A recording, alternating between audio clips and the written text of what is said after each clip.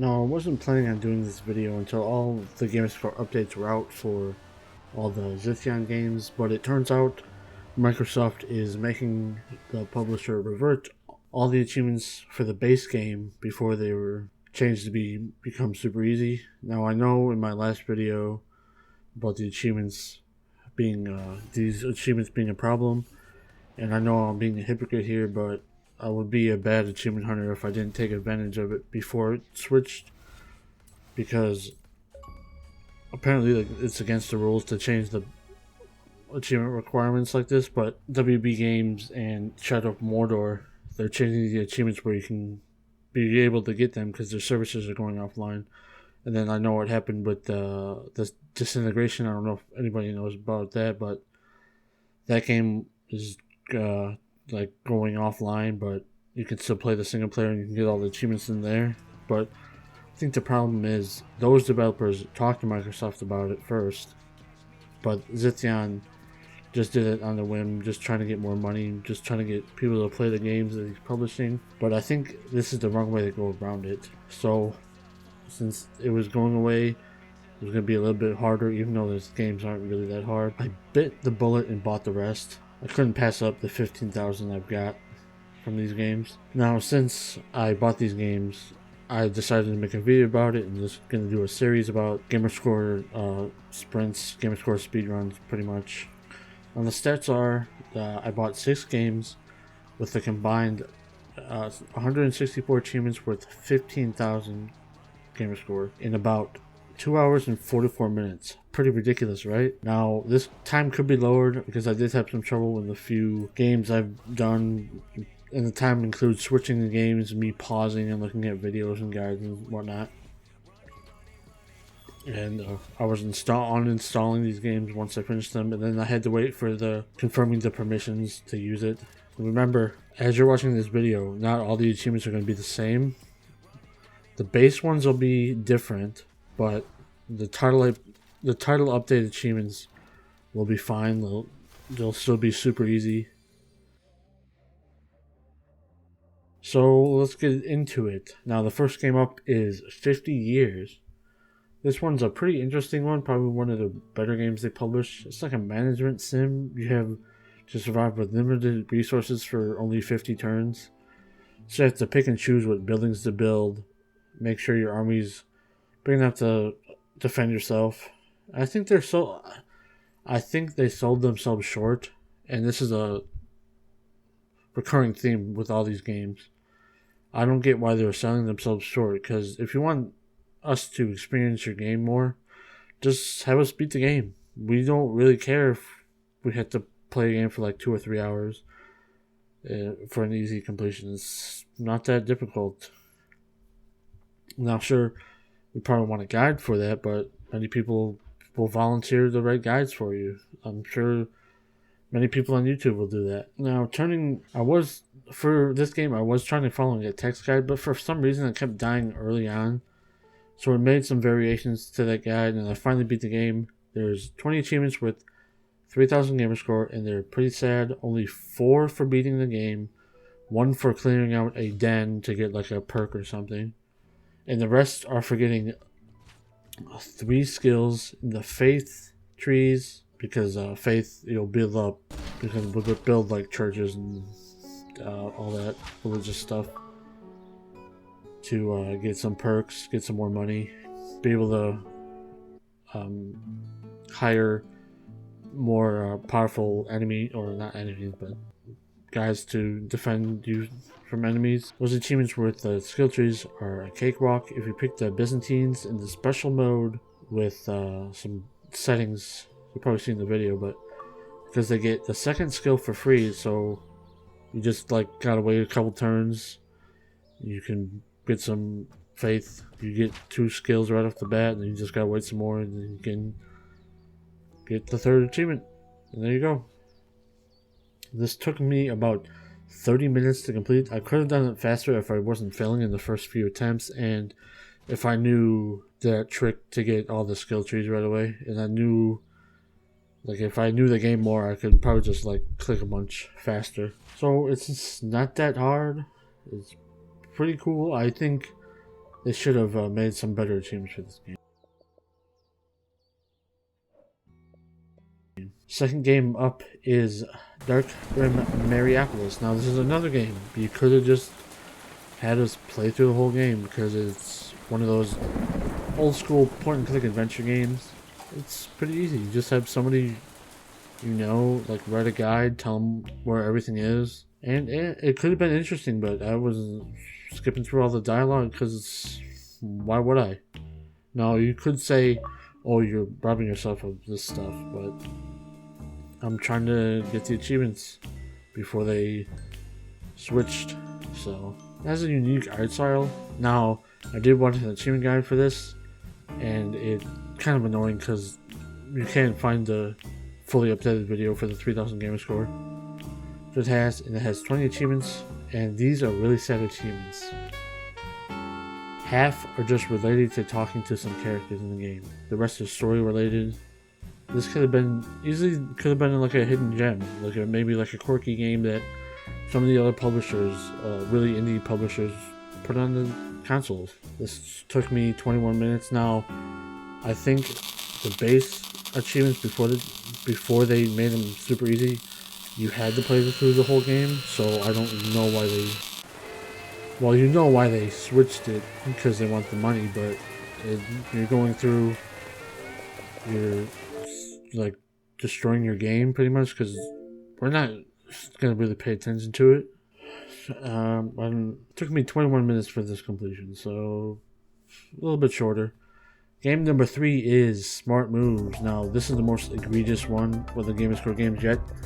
I'm just going to let this play out where I found out the achievements were cumulative, so I will just let this play out. Like, I think it's like 2 or 3, less than 2 minutes maybe.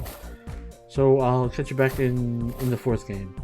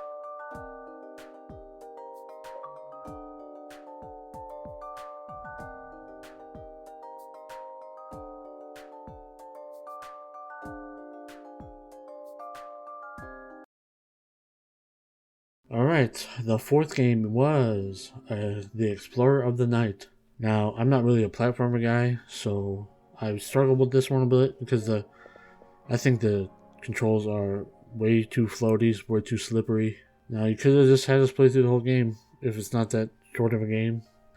It's a side-scrolling platformer, but it doesn't have the tightest controls, like I said. It took me 17 minutes to complete. It could have been faster, but I was struggling with some jumps. Nothing really to say about this one.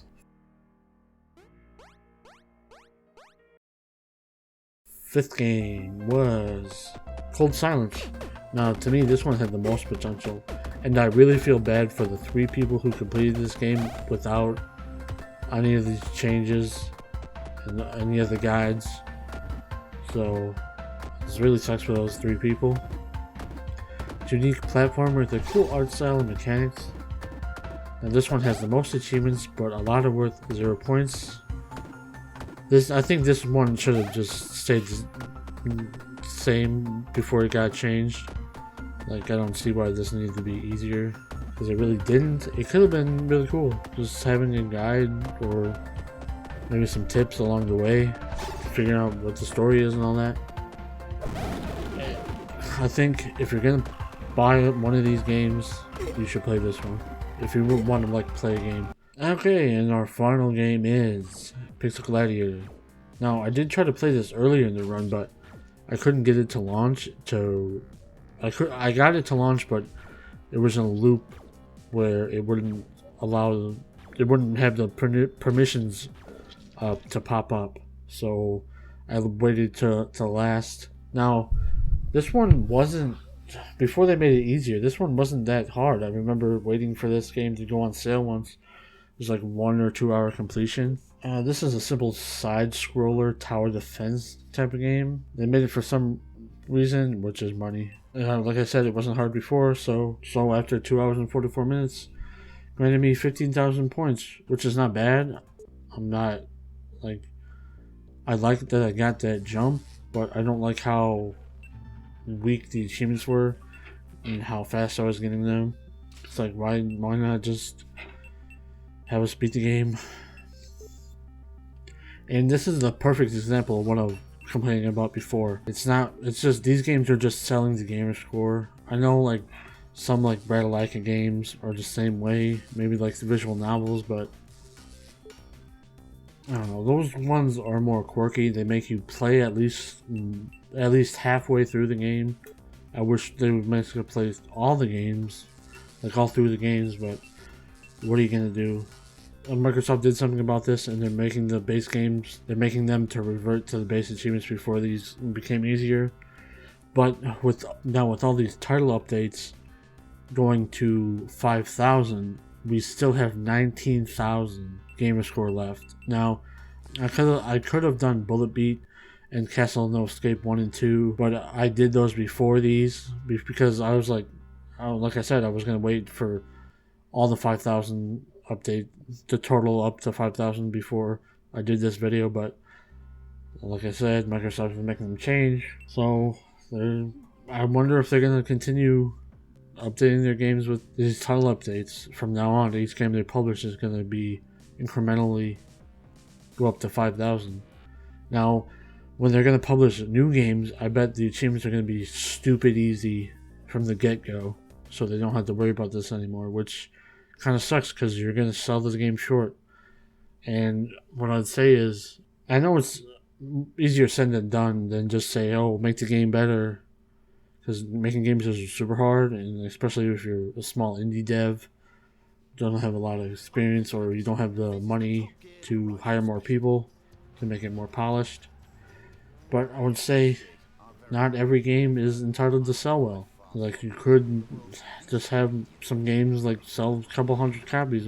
That's the world we live in. And all these games, there's so many games coming out nowadays. There's 3 games coming out a day. Some of these easy games are really expensive too, so that's why not people want to buy them. Now, I hope Zytheon doesn't keep selling his game short like this. This is another thing where thousands of people buy your game, but they're not experiencing it. We're just playing it for 5 minutes, deleting it and then forgetting about it until we reinstall it, get the 1,000 points, and repeat the process. So, well, I hope you liked this video. I'm planning on doing more achievement hunt speedruns like this, but it's not probably going to be I think 15,000 is probably going to be the highest I get right now, because I do have a list.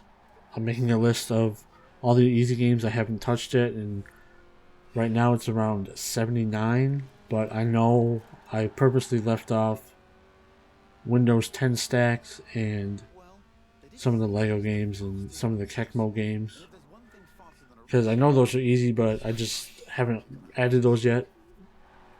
I just need to make sure which ones I haven't touched. So yeah, I hope you enjoyed this video. I hope this turns into a good series. If you liked the video, like, comment, and subscribe.